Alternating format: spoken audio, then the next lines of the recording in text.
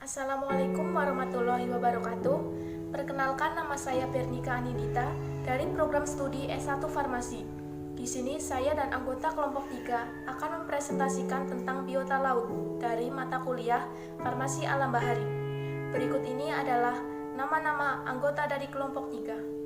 Nama saya Kristia Nurifanda 207-118-041. Nama saya Lala Tunaja, NIM 20711181042. Nama saya Nila Fadila Aulia, NIM 20711181045. Jangan lupa like, Subscribe, Dan aktifkan loncengnya. Selamat menonton!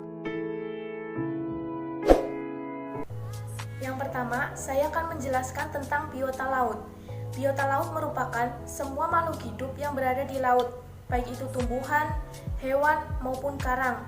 Jadi secara singkatnya, biota laut adalah apapun yang berada di laut. Gambar di samping merupakan biota laut. Adapun terumbu karang. Terumbu karang adalah sekumpulan hewan karang yang bersimbiosis dengan sejenis alga.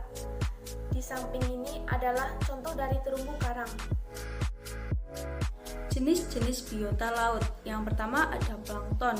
Plankton merupakan jenis biota laut yang dapat berenang dan mengapung mengikuti arus. Plankton terdiri dari 4 jenis. Yang pertama ada fitoplankton, yang kedua zooplankton, ketiga bakterioplankton, keempat firioplankton. Yang pertama fitoplankton. Fitoplankton merupakan tumbuhan yang hidupnya mengapung atau melayang di air. Contohnya ada alga atau rumput laut dan dinoflagellata. Yang kedua ada zooplankton. Zooplankton merupakan hewan yang hidupnya melayang atau mengapung di dalam laut. Contohnya ada lucifen, aset atau udang rebon, ostracoda, lalu Cladocera. Yang ketiga ada bakterioplankton, merupakan bakteri yang hidup sebagai plankton. Kemudian yang keempat ada firioplankton, merupakan virus yang hidup sebagai plankton. Di sini akan menjelaskan tentang neoton dan juga bentos. Neoton itu apa sih? Neoton yaitu jenis organisme yang menjadi perenang aktif di wilayah perairan. Neoton sendiri dibagi menjadi 3 macam berdasarkan kelas. Contoh neoton dari kelas pertama yaitu Vertebrata. Vertebrata yaitu salah satu jenis divisi besar dari kerajaan hewan yang memiliki tulang punggung. Contohnya apa sih itu? Yang pertama yaitu ikan bertulang rawan. Ikan bertulang rawan sendiri itu contohnya yang pertama ikan hiu dan juga ikan pari. Yang kedua ada ikan yang bertulang sejati, yaitu ikan kembung, ikan cakalang, dan juga ikan tuba. Krustasea yaitu kelompok arthropoda yang memiliki kulit keras. Contohnya apa sih?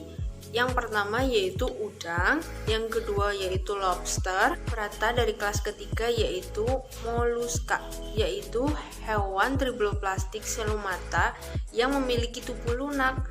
Contohnya yaitu chiton dan juga archinellida. Yang perlu kalian tahu, bentos adalah suatu organisme yang berada di dalam laut maupun di dasar laut. Bentos sendiri dibagi menjadi 3 macam. Yang pertama, biota yang menempel. Biota yang menempel contohnya spons.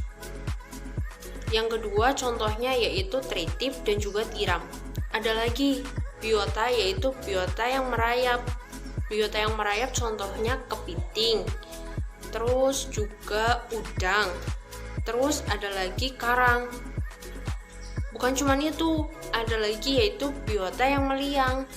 Contohnya cacing dan juga karang. Saya akan mempresentasikan tentang tipe-tipe terumbu karang. Yang pertama yaitu terumbu karang tepi. Berkembang di mayoritas pesisir pantai dari pulau-pulau besar, bisa mencapai kedalaman 40 meter dengan pertumbuhan ke atas dan ke arah menuju laut lepas. Dalam perkembangannya, terumbu ini melingkar yang ditandai dengan adanya bentuk ban atau bagian endapan karang mati yang mengelilingi pulau.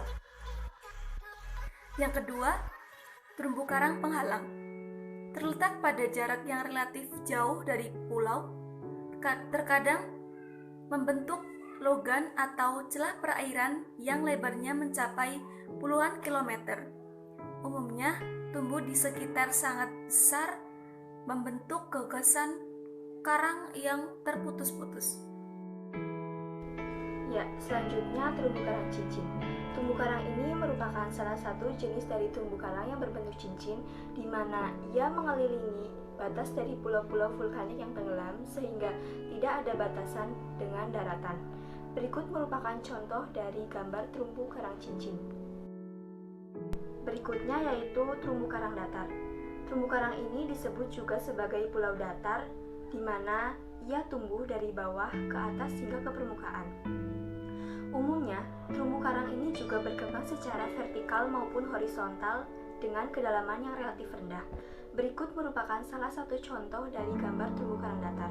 Manfaat biota laut yaitu sebagai sumber makanan, obat-obatan, penghasilan, daya tarik wisatawan, dan meningkatkan gizi.